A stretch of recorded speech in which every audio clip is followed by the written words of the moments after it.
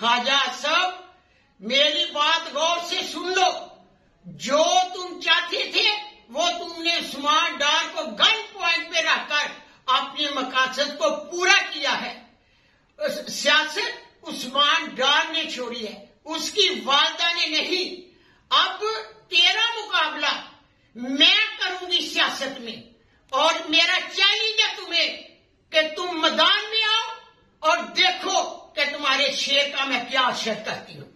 تم نے جو تم چاہتے تھے وہ تو نے تو کر دیا ہے۔ میرا پہلے بھی ویڈیو پیغام تھا کہ میں عمران کے ساتھ ڈٹی ہوئی ہوں اور ڈٹی رہوں گی، سیاست میں نے نہیں چھوڑی۔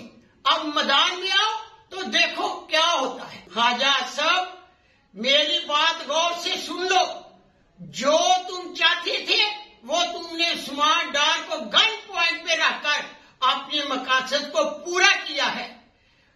سیاست عثمان ڈار نے چھوڑی ہے، اس کی والدہ نے نہیں۔ اب تیرا مقابلہ میں کروں گی سیاست میں، اور میرا چیلنج ہے تمہیں کہ تم میدان میں آؤ اور دیکھو کہ تمہارے شیر کا میں کیا اثر کرتی ہوں۔ تم نے جو تم چاہتے تھے وہ تو نے تو کر دیا ہے۔ میرا پہلے بھی ویڈیو پیغام تھا کہ میں عمران کے ساتھ ڈٹی ہوئی ہوں اور ڈٹی رہوں گی، سیاست میں نے نہیں چھوڑی۔ اب میدان میں آؤ تو دیکھو کیا ہوتا ہے۔